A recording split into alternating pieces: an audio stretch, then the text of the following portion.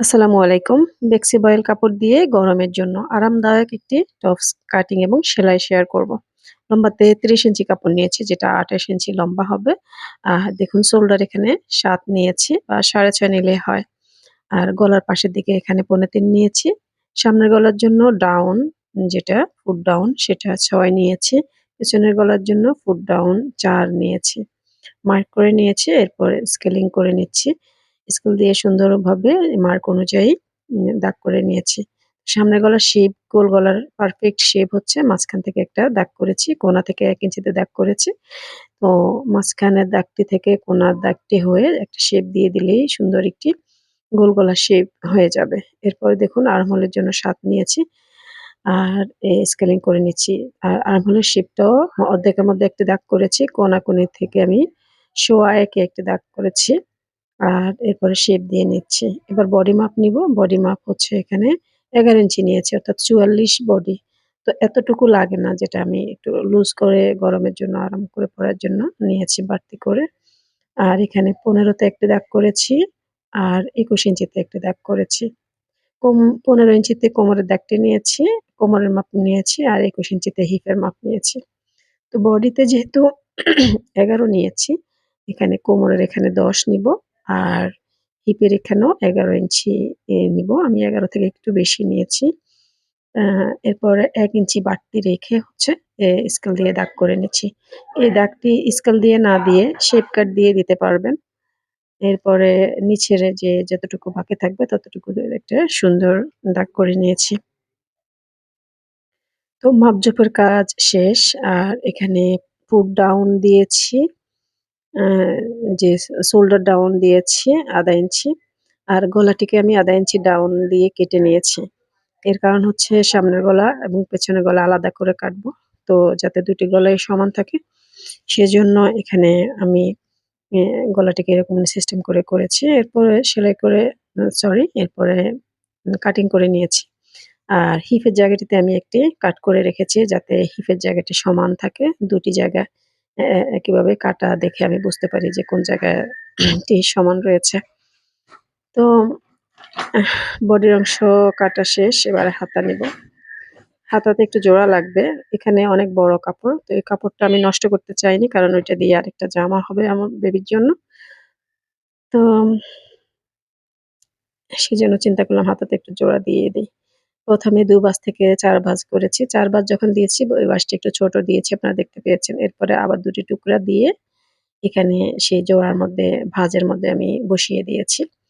এরপরে ১ ইঞ্চি নিয়েছি। ১ম এ একটা দাগ দিয়েছি, যেটা এবড়ো থেবড়ো কাটা যাবে। আর এরপরে ১ ইঞ্চিতে দাগ করেছি। আর লম্বাতে নিয়েছি হাতা ৫, যেহেতু গরমকাল। আর ১/২ ইঞ্চি বেশি নিয়েছি সেলাইয়ের জন্য। আর এখানে ২ ইঞ্চিতে একটা দাগ করেছি, ১ ইঞ্চিতে একটা দাগ করেছি। ২ ইঞ্চিতে মেইন শেপ দিব, ১ ইঞ্চিতে হচ্ছে তালপাটের শেপ দিব। তো সমস্ত কাটিং এর হিসাব নিকাশ করে নিয়েছি। এবারে শুধু কাটিং করে নিব। তো তালপাট কাটিং এখন করব না, যেহেতু হাতাতে জোড়া আছে। তো জোড়া দেওয়ার পরে তালপাট কাটিং করব। এবার এখানে গলার যে শেপ দিয়েছি, নিচে ১ টুকরো কাপড় বসিয়ে সেই শেপ অনুযায়ী, দাগ অনুযায়ী কেটে নিচ্ছি। এখানে আমি ২ টি পার্টই কেটে নিয়েছি, কেটে ফেলেছি আরকি। তো ২ টি পার্ট কাটার ক্ষেত্রে আপনার খেয়াল করতে হবে। ১ম এ পেছনের পাট কাটতে হবে, অর্থাৎ ছোট পাটটি ১ম এ কাটতে হবে। ১ম এ বড় পাট কাটলে কিন্তু পেছনের গলা আর সামনের গলা সমান হয়ে যাবে। তো সামনের গলাতেও নিচে ২ ভাঁজের একটি কাপড় বসিয়ে তারপর কেটে নিয়েছি। এরপর ১.৫ ইঞ্চি দূরত্বে আরেকটি টুকরা, আরেকটি কাট করে নিয়েছি। মেশিনে চলে এসছি। এবারে পট্টিগুলোকে ১ম এ সেলাই করে নিব একটা ভাঁজ দিয়ে। পট্টি দিয়ে গলা সেলাই করার জন্য ১ম এ বোটে একটা সেলাই দিচ্ছি। এভাবে ২ টি পট্টি সেলাই করে নিয়েছি। এরপরে বডি পার্টের সাথে সুন্দরভাবে মিলিয়ে ১ সুতা, ২ সুতা, যে যতটুকু, খুব বেশি নেওয়ার দরকার নেই। এখানে বসিয়ে নিচ্ছি। তো যেহেতু ঘরে পরার জন্য আরামদায়ক জামা, তো এখানে বক্রম আর আমি দেইনি। আপনারা চাইলে বক্রম দিতে পারেন। বক্রম কিভাবে দিতে হয় সেটারও ভিডিও দেওয়া আছে এই চ্যানেলে। তো দেখতে পেলেন ছোট, ছোট করে কাট করে নিয়েছি। ছোট, ছোট করে কাট করে নিলে সেলাইয়ের ফিনিশিং অনেক সুন্দর আসে। এরপর আরেকটা চাপ সেলাই দিয়ে নিয়েছি। এবারে পেছনের পাটটির সাথে ১ম এ গলার পট্টি বসিয়ে নিয়েছি। একই নিয়মে ছোট, ছোট করে কাট করে নিব। এরপর একটা চাপ সেলাই দিয়ে নিব।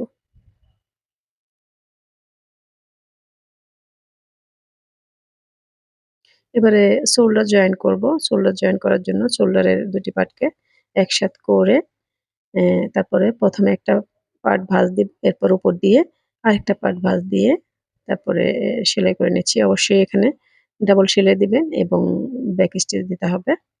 এই যে ব্যাক স্টিচ দিয়ে আমি ডাবল করে সেলাই করে নিচ্ছি। এটা খুব সুন্দর ফিনিশিং আসে। আমি খুলে দেখাচ্ছি। সামন এবং পেছনে খুব সুন্দর ফিনিশিং আসে। এভাবে শোল্ডার সেলাই করলে। তো ২ টি শোল্ডারে সেলাই করে নেয়ার পর এবার সাইড সেলাই করছি। সাইডে আপনারা দেখতে পেয়েছেন পুরো ভিডিও যদি দেখে থাকেন তাহলে দেখবেন আমি সাইডে একটা কাট করে নিয়েছিলাম। সেই কাট অনুযায়ী সেলাই করে নিয়েছি। ২ টি পাটে সেলাই করে নিয়েছি। ২ সাইডে ২ সাইড সেলাই করে নিয়ে এরপরে যে ফাড়া জায়গাটি আছে অল্প একটু পাড়া রেখেছি। এই পাড়া জায়গাটি এবার সেলাই করে নিচ্ছি।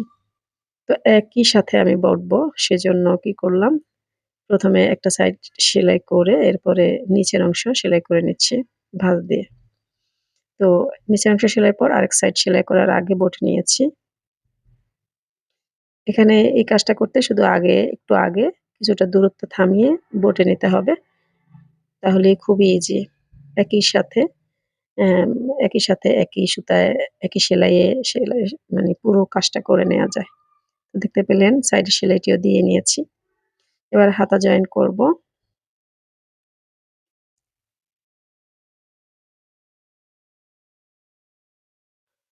হাতা ২ টি পার্টেই জয়েন করে নিচ্ছি।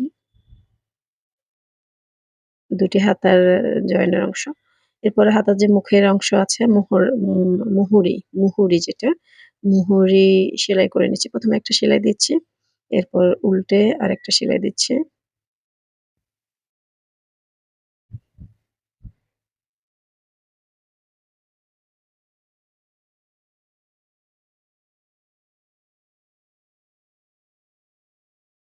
তো এভাবে ২ টি হাতায় সেলাই করে নিব। এরপর হাতাটিকে একটা ভাঁজ দিয়ে নিয়েছি। এখানে এই সেলাইটি দেওয়ার আগে আপনারা অবশ্যই ইঞ্চি টেপ দিয়ে যার জন্য বানাবেন তার হাতের মাপ অনুযায়ী নিবেন। তো ২ টি হাতা সেলাই করে নেওয়ার পর আমি মেপে দেখেছি যে আমার হাতাগুলোকে ছোট হয়েছে মহুয়ার সাথে কি ছোট হয়েছে না বড় হয়েছে। তো একদম ঠিকঠাক আছে সেজন্য আমি এই যে ভাগ করে নিয়েছি হাতাকে, ভাগ করে নিয়ে শোল্ডারের যে সেলাইটি আছে সেই কাঁধের সেলাইটির সাথে হাতার যে টিক মার্ক আছে একদম উপরের সেই টিক মার্কের সাথে মিল করে তারপরে সেলাই করে নিচ্ছি। তো দেখতে পেলেন। আজকের জন্য আল্লাহ হাফেজ।